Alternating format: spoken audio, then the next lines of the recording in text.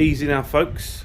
I've got some pretty cool fish coming in a day or so, which means I've got to get my finger out and finally upgrade my 30 centimetre cubes to 40 centimetre cubes. So finally found an Aqua One 40 in a shop in Glasgow, and as safely as I possibly could, I have brought it home. I really need to get going with this. I am fighting against the rain on its way, and I want to spray paint the back of this, so it needs to be done outside. And I really like Aqua One cubes. They've always done me a good turn.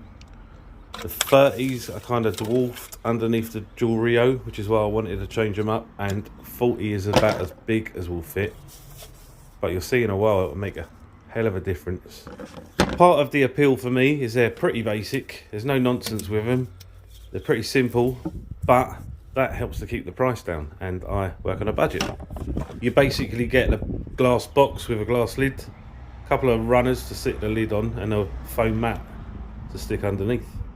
That doesn't mean that they don't look super cool when you're done, because they definitely do. So I've got some of this sprayable paint here.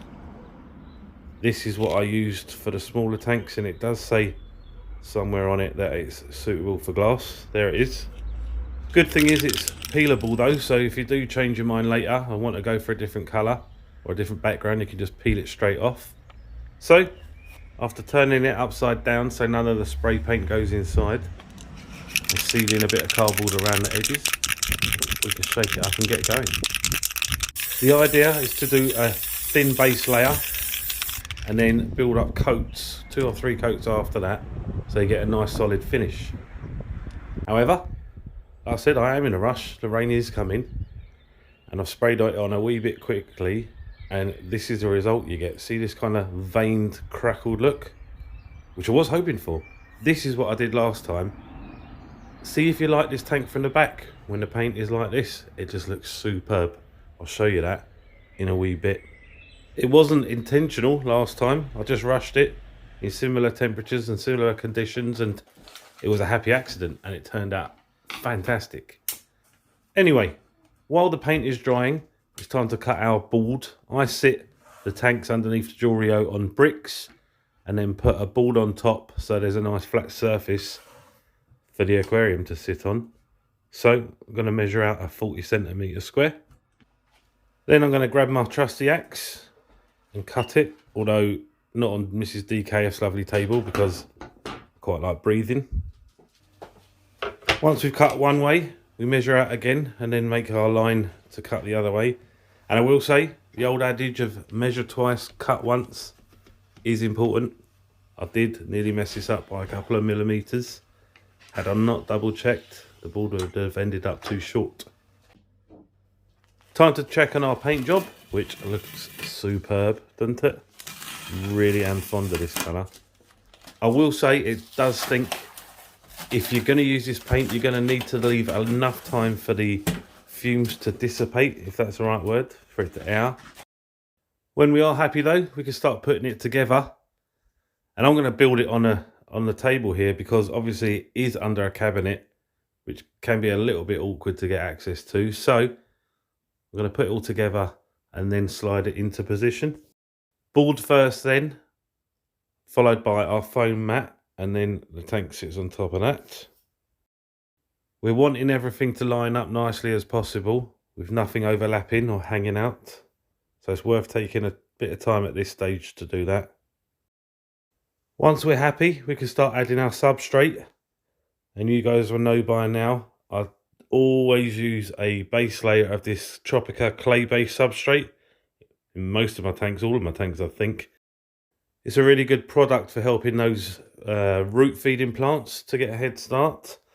And you only need a centimetre or so. So a wee bit more towards the back, and I always push it away from the front of the glass if there's no trim, because you don't really want to see it at the front of the tank once the water's been added.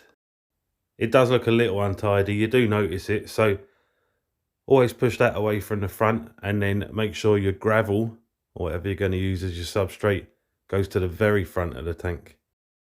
Again, we want it a bit deeper at the back and shallower towards the front, so I've got 2 or 3 bags of this.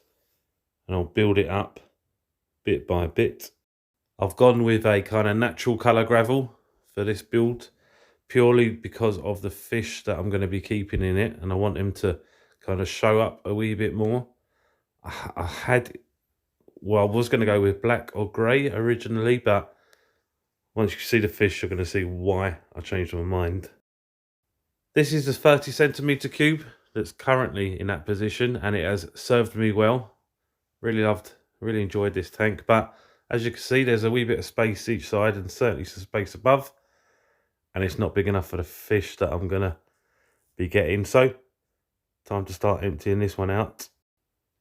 I don't know how well it's coming across on the video, but looking at it, it looks so much bigger. It's only 10 centimeters longer in each direction, but when you think about it, it's almost double the volume, and it certainly looks better in that wee cabinet under the tank now. So things are going well.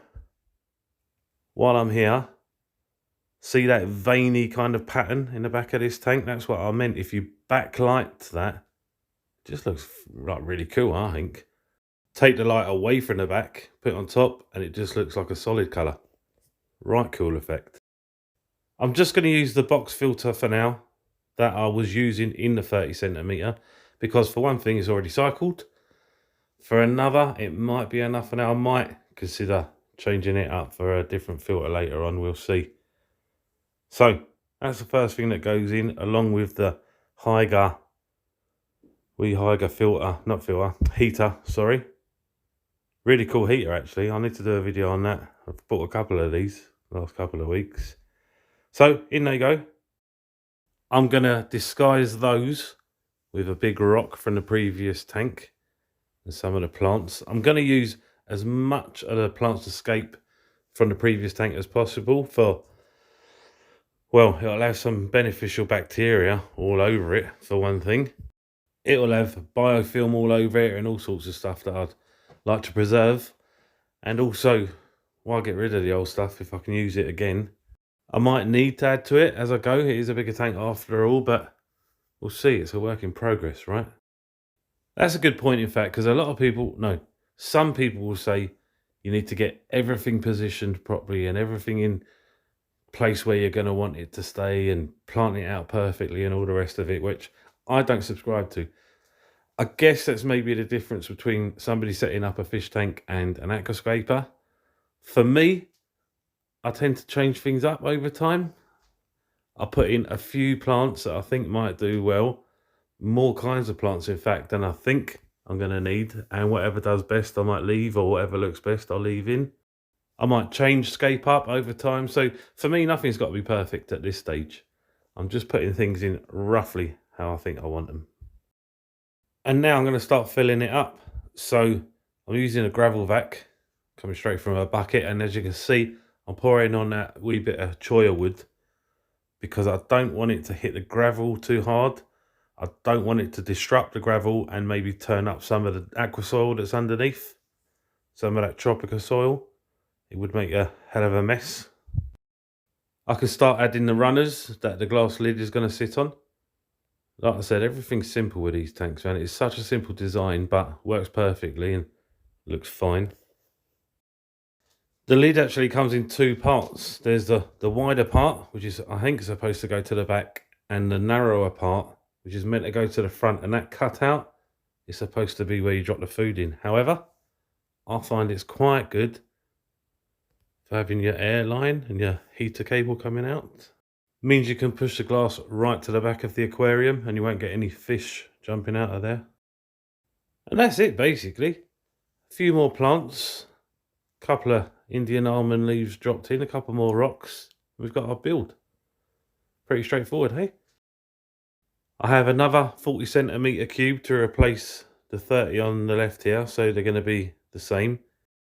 I don't know whether to do the background green when I get it so they're identical, or stay with the orange, or even the blue that I had for the Jewel Rio before I added my background. Kind of like all those colours. In fact, there's a shrimp tank in the middle that's orange, so I maybe won't go with that, but we'll see. And what was the fuss all about? Well, I got me 5 of these Dark Knight Rams. I'm super excited about these guys. They do cost a wee bit more than most other fish that I've got, but I did get them for a good price. I did get them for a good deal. I have said plenty of times I do work to a budget. I really do, and I try to aim my channel at doing things on a budget, but every now and then you deserve a treat for yourself, don't you? And this was a treat for me. I am happy about upgrading the tank. The 30s just look too small in that space, in those spaces for ages. I've been itching to do it, so I'm glad that I've done one of them and the next one's on the way. I'm not quarantining these guys, in case you're wondering about that. They are going to be the main inhabitants of these tanks. I added the chilies to keep the cycle going on the filter, along with the snails and stuff that was in there, but I will be keeping a very close eye on what's going on in here. And that said, that's exactly what I'm going to do. I'm going to head off and enjoy the new build and enjoy the new fish. So I'm out. Later, later, later, later.